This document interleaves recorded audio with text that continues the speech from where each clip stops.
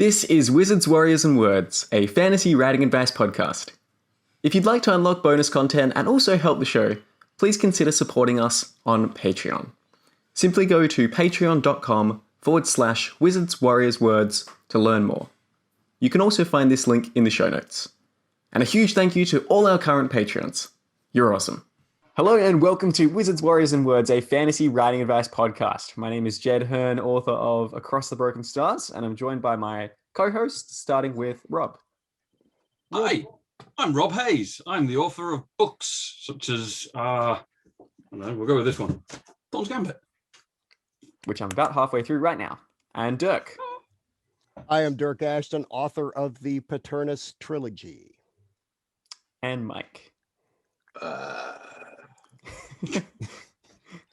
Mike is energetic as usual. He's Mike, and he is author of Blackstone Heart, Blackstone Heart, Smoke and Blackstone Heart, and Smoke and Stone, and Beyond Redemption, and The Mirror's Truth, and the Millennials Manifesto, and Paternus, and Never Die. And, Never Die was probably one of my better books. Nice. And today's episode is going to be a listener Q&A session. So we're going to answer some of your questions.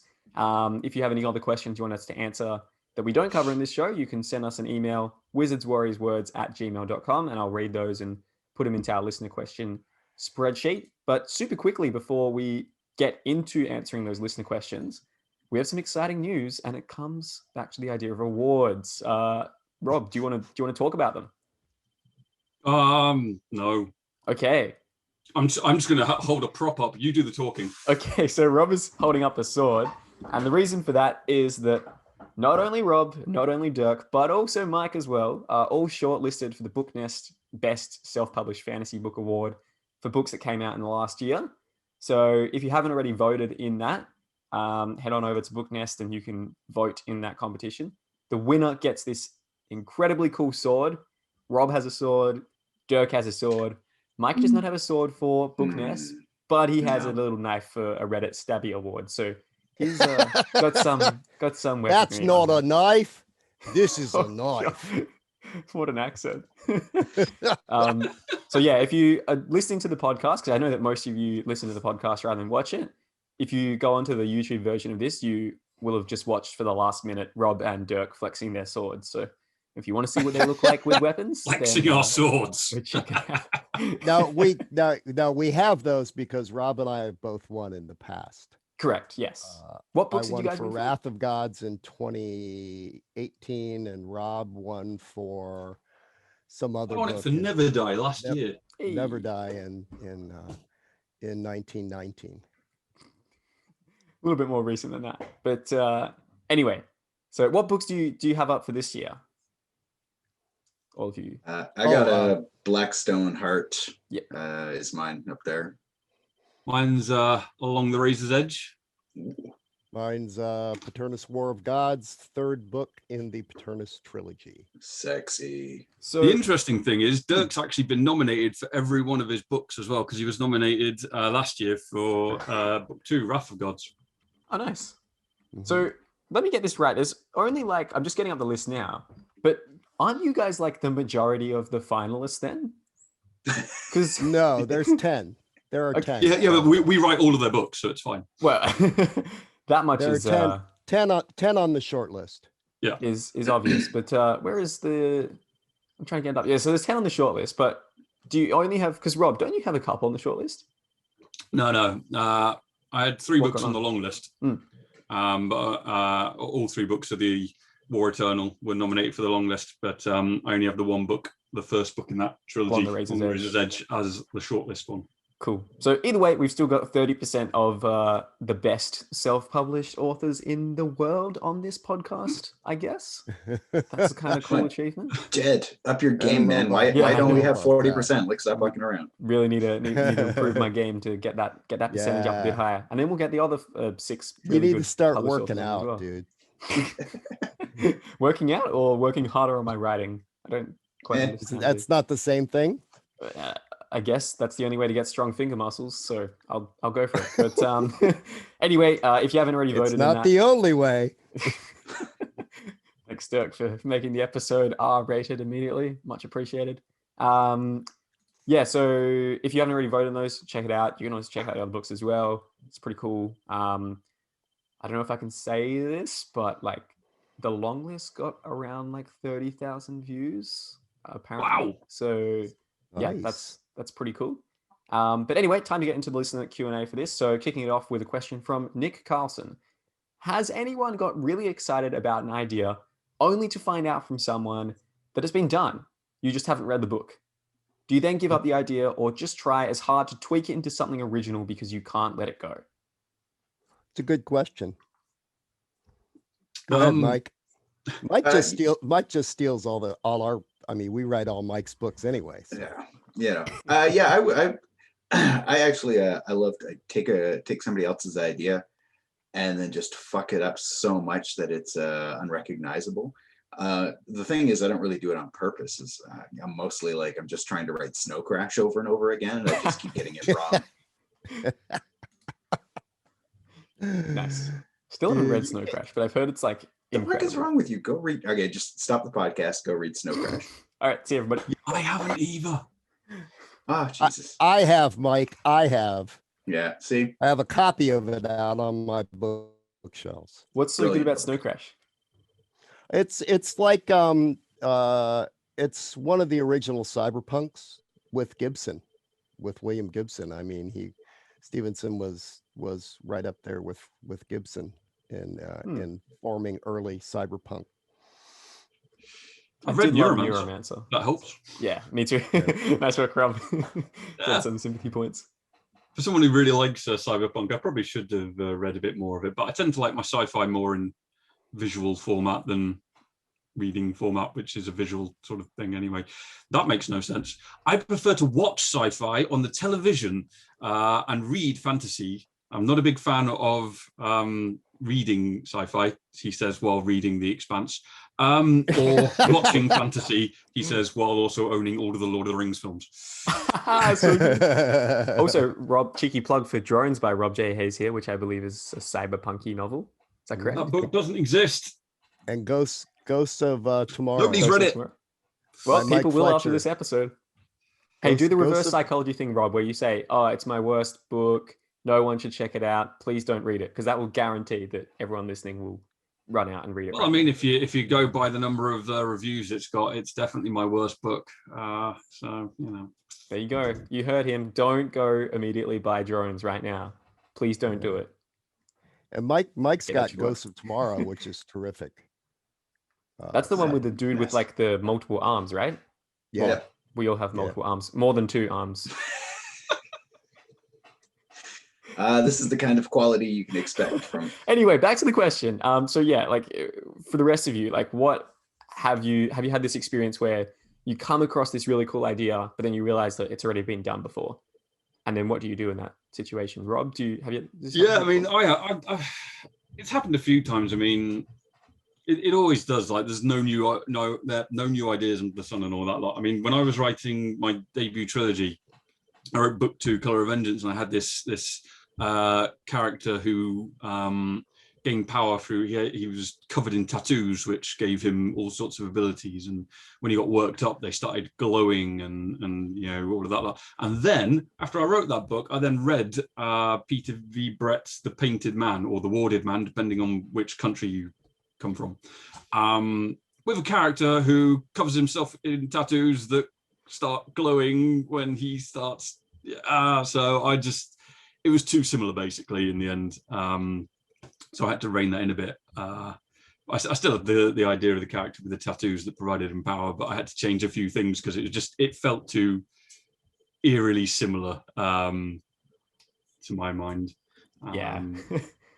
So yeah, it can happen, and you just have to make a choice. Do you think it's too similar that people will notice it, or can you tweak it, or that sort of thing? But unless it's exactly the same, I think you can probably get away with it. I mean, as long as you're not blatantly copying somebody, like essentially plagiarizing their work. If you put your own spin on it, then yeah. I mean, and everything's been done. Nothing's new. It's just, writing what you want to write, and or hopefully at the same time giving people what they want, that's same but different, you know. Um, so, fantasy with dragons is fantasy with dragons, yet there are hundreds of books that are fantastic and plenty different enough. Um, and there are certain tropes that have been introduced along the way that just get accepted, even though they're very obviously taken from early, books about dragons or dragon riders. I was actually talking to Jed about that. I think it was Yeah. yesterday, where it's like, look at the chosen one sort of trope, and you can go all the way back to like King Arthur. He was basically a chosen one. Yeah. Exactly. The Bible. Chosen You one. can go. Yeah, You these can stories go. have been around for years. Yeah, you can go way back beyond King Arthur for that. Oh yeah.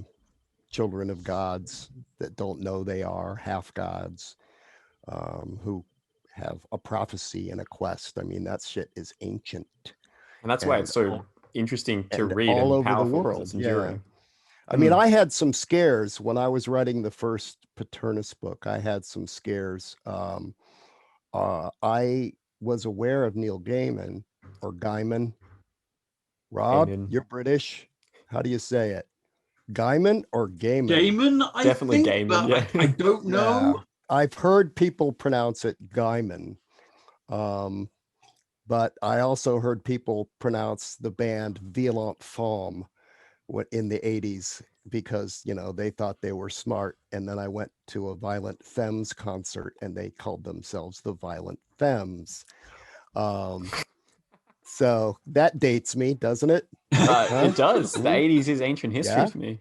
Yeah. Jed yeah. wasn't even alive. No. Great concert, by the way. There you go. Camper Van Beethoven was my favorite, but that was a good one. Saw a lot of concerts back in those days. So, Dirk, what did you do when you realized that? So sorry, you were getting back to this. Yeah. Well, I had read it and I gave it to someone. I had written an early draft and gave it to somebody to read, and they're like, "Oh, you have to read American Gods." Yeah. And I had read Sandman and some other stuff that he was doing. So I was aware with who he was, and I was like, "Oh fuck!" So I read it, and it was not the same story. The POVs were very different. The actions were very different. It brings in God, how the gods originated was very different. So I ended up not changing anything at all based on that, except for there were some things in there that I was like, okay, I'm not going to do that because I just don't want to anyway. But there are things that I've changed. Like I picked up Terry Pratchett was writing one of his latest was a series he was writing with another author. I can't think Long of Earth it. with Stephen Baxter. Yes, yeah. And I had multiple worlds and had people who I was saying would step from world to world. You got lucky to change that. and I was going to have certain cryptid types be able to do that, which was why they were so mysterious, like Bigfoot. And exactly what he was doing, they were doing. So I don't mention Bigfoot. And I actually changed the term to slipping, which works out better because one of the characters that comes in book 2, but is talked about in book 1, is Sleipnir, Odin's steed and son of Loki, from Norse mythology. And Sleipnir actually means slipper. So, and I had already decided he was one of the ones who could do this, who could go from world to world, because not all of them can. So it's now slipping. And of course it's slippery and you almost fall down when you do it if you're not used to it. So it worked out okay. So there have been some things, and I have changed some names along the way. I found out that a main character in another fantasy book, that if it was a big enough fantasy book, was the same, had the same name, so I would just change it. That's the case for Edgar. Edgar was not his original name in the earliest drafts. Now I can't imagine. I honestly, right now, I can't even remember what it was. So yeah, uh, I wouldn't worry about it too much unless it's Me neither. so similar. It's like Rob's, except for even that, Rob, if your story was different enough. I mean, I've read probably Oh, half a dozen books with magic tattoos. oh, You know, I know. I mean, to be honest, at the time, I hadn't actually read too much fantasy, at least not by sort of such a wide-ranging authors. And it just sort of literally just after writing this, I then came across, the warded man, painted man. I was just like, oh man, it's Yeah. it's too similar. So I decided to change it. yeah. But I mean, I've had other times like with Along the Razor's Edge. It's a slight spoiler, but the main character becomes possessed by a sort of demon at one point, which sort of talks in her head and everything. And then just after sort of like writing that and starting on book 2, I read Mark Lawrence's second book in the Ancestor series, his Grey Sister, where the main character becomes possessed by a demon that talks in her head. And I was just like, oh man, really? And I actually sent that through to a couple of my alpha readers and said, like, is this too similar? What's going on here? And they basically came back and went, no, it's absolutely fine. And also, Mark isn't the first person to do demon possession talking in a person's head either. No. Yeah, this stuff happens a lot. Or like, some kind of entity talking in someone's head, whether it's an alien that's implanted itself in the back of their skull, or some other creature or their alien or spirit that's that's been done so many times that people don't. Now, one thing that might ease people's minds who have a question like that is think about, since obviously if they're watching this, they're part of the community online and on social media and stuff. Think about how often do you really see this book is exactly like this. I can't believe they ripped this off. You just don't see it. You just because you just don't. And for one thing, we read these books and go, oh shit, we need to read this, or oh, we need to change this, but we can't read all the books. Absolutely. You can't read all the books, and no one can do something absolutely completely different, except for Fletcher, who comes because he's one of a insane. kind. Yeah. Yeah, I mean, you say that, but I've seen reviewers like reading Blackstone Heart and just saying he's copied Pokemon. I don't know what version of Pokemon they're playing. Well, I did. When I was writing it, I did copy Pokemon. Anyway, we got to probably get to some other questions as well. But yeah, just to wrap this one up, I would say, to summarize, don't worry about it too much. Everything that you think is original has already been done before anyway. 2, it definitely does happen though. Rob and I were literally talking the other day about like, I'm going to open a book with a prologue that's set in the future. And then the main character will explain how they got back to that point. And then he was like, oh, I'm doing that as well with very similar circumstances to what you're saying. So this stuff happens, much like how I think penicillin was independently invented and that's by 2 a trope people that's been in 2 done different with countries in television. like a year. Yeah, So that's been done in TV and films for. Yeah, exactly. That's Tarantino example. Yeah, pretty much. Yeah. But basically everything that you think is original has already been done before. So I would say that the main thing is, to not worry about it. Just write the best story that you can, given that. And also just to like, one way to kind of cure this is just to like make sure you're constantly filling your creative world with tons of ideas, so that rather than just copying from like 3 books, you're copying from all the books. And then that way the more books you steal from, the better off you'll be. Exactly. It's the exact opposite to real life crimes, where if you steal like from 10 houses, you'll probably get caught easier. But with book crimes, if you steal from 10 books, it'll be a lot harder to catch you.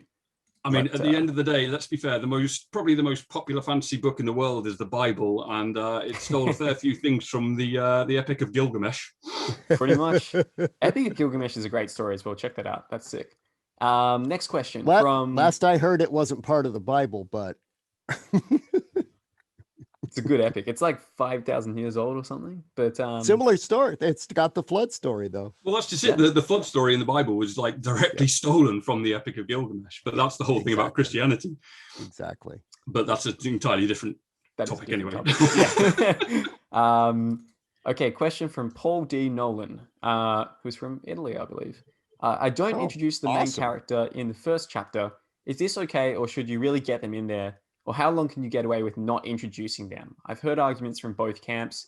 It's just a bigger hook when I open from one villain's point of view, and the main character walks in the middle of something he really shouldn't. And for context, he says, I have 3 point of view characters throughout. So, Mike, do you want to maybe start this one off, since you didn't talk much? Sure. So I'm kind of in the introduce your main character as soon as possible camp. I think part of it is just more of a me problem. I've got a short memory. So if you start the book with one thing, and then that disappears for a while, by the time it comes up again, I don't remember anymore, and I no longer care. And I'm grumpy and old. Not old, but I agree with you. I'm the same. Like, yeah, like for instance, the game of A Song of Ice and Fire's first book, Game of Thrones. The opening of that is with characters that you don't really get to see the relevance of them until way later. And by that point, it's like 200,000 words in. And it's not even book 1. The relevance of them is like in book 3 onwards, I think. I swore that maybe, yeah, either way, like it's a long time. Way and yeah, by the time I got to it, it's like, who are these people again? I've attached myself to other characters. It's a hook. I mean, some books just start with some sort of bizarre hook to keep you going, whether the main character's in it or not. Well, what it does is it essentially sets up the plot of the series. It sets up this ancient evil. It sets up the fake plot of the series if you go by what the TV series is all about. Yeah. Anyway, but it sets up this ancient returning evil, which immediately just shouts up like epic fantasy and all of that lot. Mm-hmm. The only thing I'd say, I mean, obviously it's done incredibly well, but it's an incredibly long prologue. I don't know if you've read it recently, but it's a really long prologue. It's pretty long. Yeah, it's a chapter, full on chapter. Which then characters that you basically never see again. I think one of them you see a little bit later and gets his head chopped off. But yeah, the whole idea behind that is it's introducing this ancient returning menacing threat that's going to be in the background for the entire series. Yeah, I mean in Paternus, in the first book, Rise of Gods, the first chapter is not one of the main characters. It's not one of the main characters. There are a lot of characters in my books, but then I bounce from chapter to chapter, different parts of the world with different characters for, I think, 5 chapters before I return to one of them who is one of the main characters. And so I enjoy that kind of thing, and you see it in films and in television, and you just don't know. But I do know that that's part of the reason that that some of the people that DNF do bounce, because they don't want that. They want to be introduced and read. They want their reading. They want, sometimes people want their reading to be easy. They want their reading to be easy to read, and to have to think and remember and be confused is something that a lot of readers don't enjoy, and nothing against them for that. But I like to be challenged in my reading, and I kind of, that's why I did it.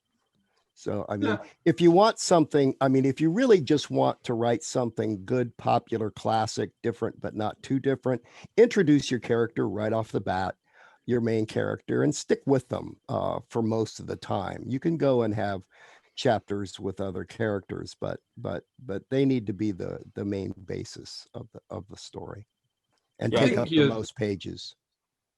I think you're fine with starting with a different character, especially if you're setting up something or introducing like the villain.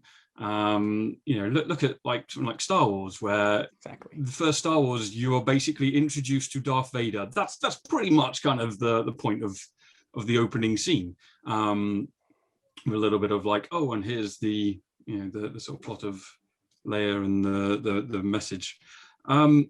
But yeah, so I think if you're going to be using that first chapter to either introduce a bad guy or set up the threat or whatever, I think that's fine. But what you do want to do is you want to introduce the main character, especially if you have one main character, still pretty early on. So I wouldn't then flit about for another 5 chapters until you actually introduce who's going to be the hero of the story. Yeah, I think the takeaway from this is like I did.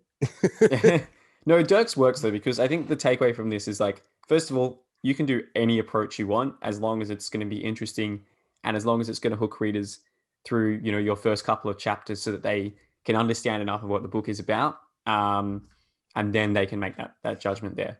So yeah, I think it's perfectly good to do it either way. Just make sure it's a compelling beginning, which is kind of dumb advice because I'm basically saying, just do it as long as it's good. But you can do anything as long as you do it really, really, really well. Yeah, pretty much. It's like any don't suck. We were talking like any Tarantino conversation about tropes, right?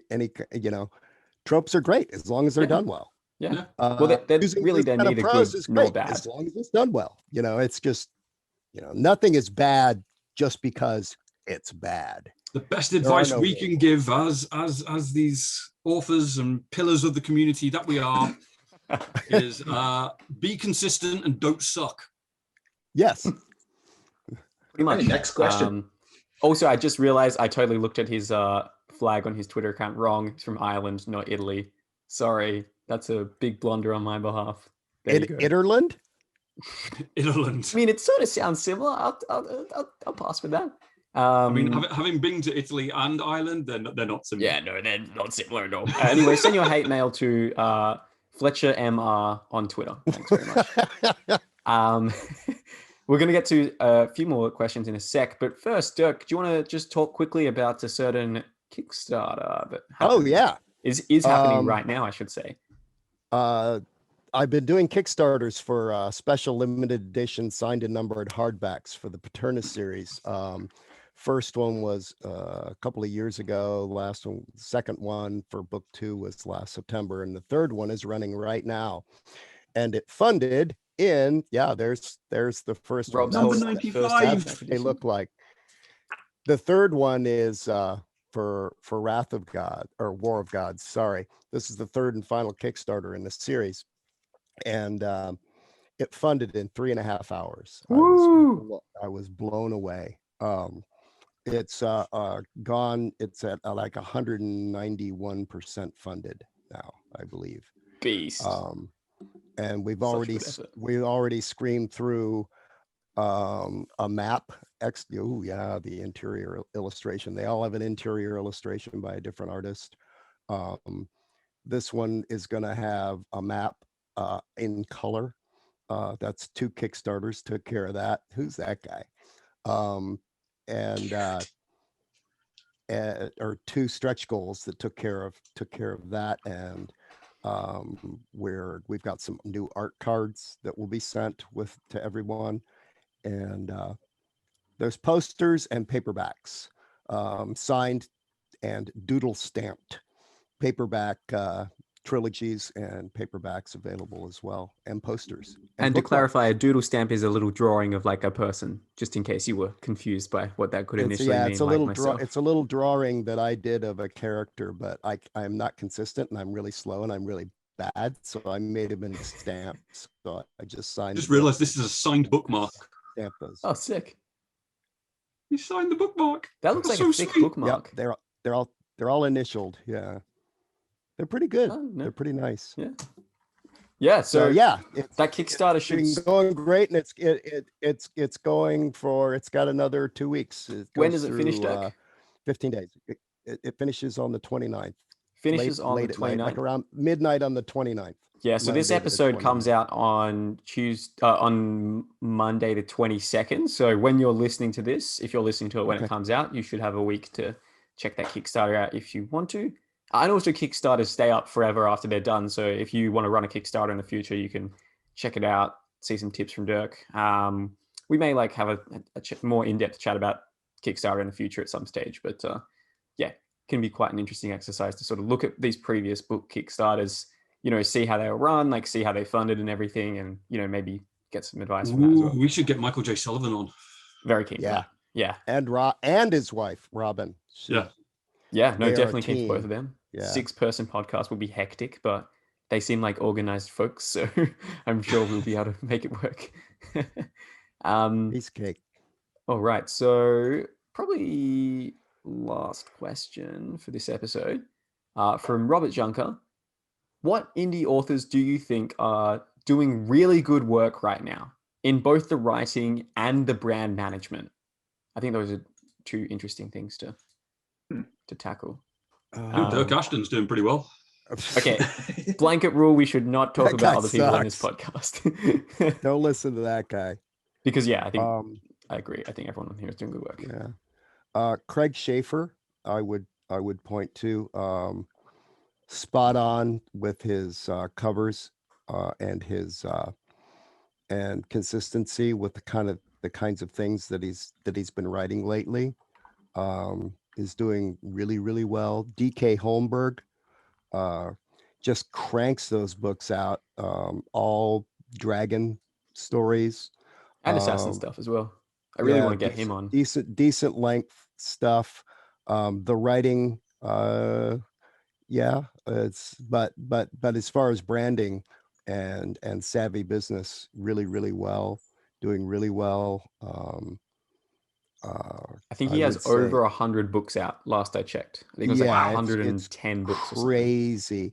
He's got a huge fan base. Does he write? Is it actually him writing him, or does he have ghostwriters? Do you know? No, I'm not sure. Yeah, I'm pretty sure that him. DK writes all his stuff. He just cranks his stuff out. Yeah, very impressive. Will White. Yeah, Will White, as far as both writing and branding, doing really well. Andrew Rowe, definitely. I'd heard of him before. What is Andrew Rowe did Sufficiently Advanced Magic, which was in Spiffbo the same year as Well Ortiz Lie. But yeah, he does a lot of progression fantasy along with Will White, I think, aren't they? They're very progression fantasy. Yeah. Can you quickly define that for listeners who don't know what progression fantasy is? As far as I'm aware, it's sort of fantasy where you have a main character who tends to start off very weak and constantly sort of level up power levels as they go throughout the story. It's sort of like an RPG computer game where they constantly level up and attain new levels of power, new gear or whatever, and fight new levels of evil. Yeah, it's kind of a sub genre of game lit. You've got like lit RPG. You've got I can't remember the name of it, where it's the Dungeon Core. Dungeon Core. Speaking of, second book of Demi Harper's Laura Hughes series just came out. I just got this. That's Dungeon Core. That's also part of the game lit. Lit RPG uses a lot of heavy duty stats, just like an RG. I mean, you literally can have pages of tables of stats as you go through. Progression is like less of that kind of stats. There might be some lists and things, but it's not nearly as stats heavy. It's not trying to be a computer game. It's trying to be a story, but set in a world with very computer game like rules, very RPG type rules. Yeah. It's a Blackstone Heart. Yeah, actually, if you think about it, Blackstone Heart, every time he eats a obsidian heart, he gets a bit stronger. And it was based on your role-playing game from when you were younger, right? Yep. Yeah, back in the 90s. Oh, geez. Yeah. Back in the early days. Fletch, what about you? What indie authors do you think are doing good work at the moment, if you have any? I can't speak to brand because I don't pay attention to that. That seems whatever, we'll let that go. I probably I got to mention Crystal Matar again, Legacy of the Brightwash. That book is it's a beast, and for a debut novel, it's insane. And I'm going to call it now. don't bother entering next year's SPFBO because she's going to drop that in there, and you're just not going to win because she's got it wrapped. So suck it, which is bad because I had a book I wanted to put in next year, but now there's just no point.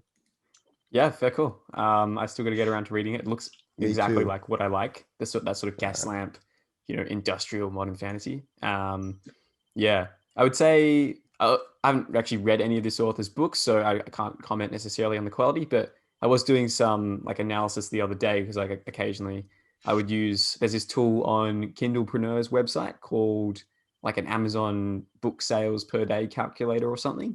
If you just Google it, it'll pop right up. And basically, what it can do is you pop in the Amazon best-selling ranking of a certain book, and it will give you an estimate of how many books that's selling per day.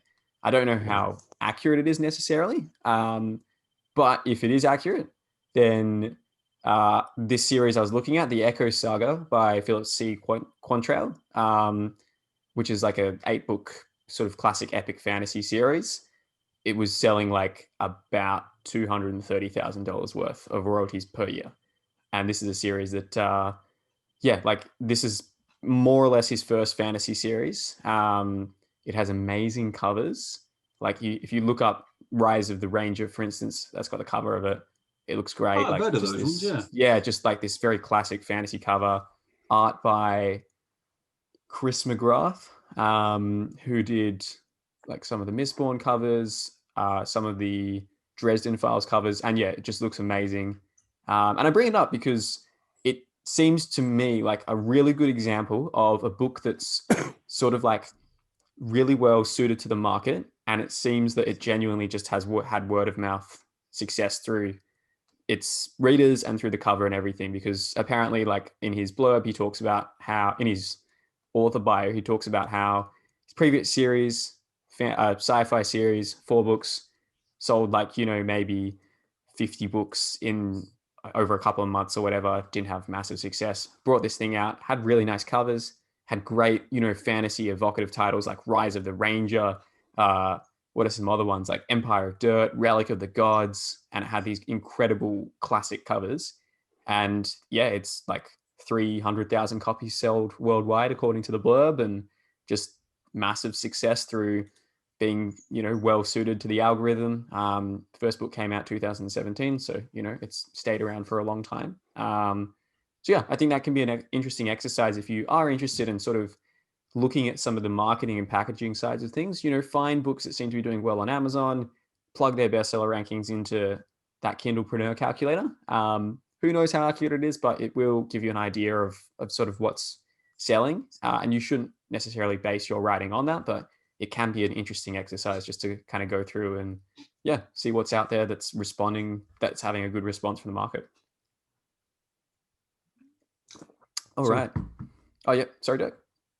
No. I was just thinking too. Michael J. Sullivan, even though he started in traditional publishing, has turned that into just one of the most successful series ever. And what he does is he uses the same artists for the covers for all the books. They're all terrific. The books are amazing. And he wrote his first series. Then he decided to, and he's staying in the same world. So then he wrote his second series, which is a prequel series. And everybody said, don't do that. It sold more than the first series. And now he's doing a brand new series. And it's in the same world with some of the same characters, but takes place in the future. And I read that it's amazing. So as far as like branding, staying on brand, brilliant writing, storytelling, he's really good. David Estes with his Fate Marked series has rebranded his covers a couple times, and it just keeps selling and selling and selling. And I finally read the first book, and I was amazed. It's fucking great. It's so I can't even go, damn it. I mean, I can't even go, see, it's just people are reading crap. No, it's brilliant.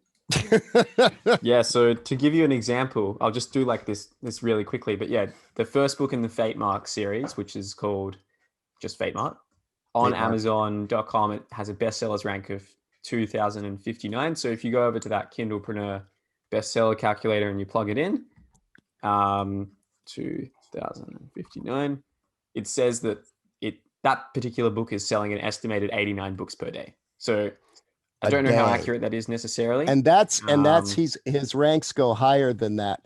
Okay, Yeah. now here's the thing. That book is 5-6 years old. Yeah. It's still selling better than most books do their first week out, or second or third or fourth. It's definitely selling better than my books, and crazy. And that doesn't take into account the page reads. Yeah, exactly. Pouring in from KU every day.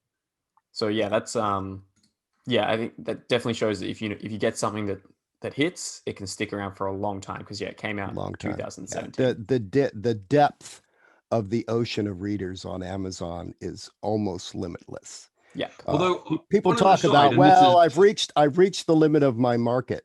I don't know that there is a limit to any market. Like I've heard David Estes say before, like it didn't sell that well for the first year, but then after the first year, it just sort of started taking off, which is kind of off topic, but I just find that incredibly interesting, to be honest. Yeah. And also it's encouraging, right? Yeah. Anyway, that was a episode where we spent probably 70% of the time not talking about the listener questions, but they were good jumping off points for us. So we didn't get to answer all the questions I had written down, but that's okay. We will have future listener question episodes. So again, let's have another one. Let's do another one right now. Listening to the wrong podcast. Let's just do another one. We will. Yeah. So if you have further questions for us, do let us know. wizardswarriorswords@gmail.com. Send them through. And send us your questions to ignore. Send us your questions to not talk about. No, we will do that with that. All right, everybody. Thank you. See you next time. Bye. Bye, everybody. Thank you. And as we end this episode, thank you to our special high tier Patreon, Daniel Henderson.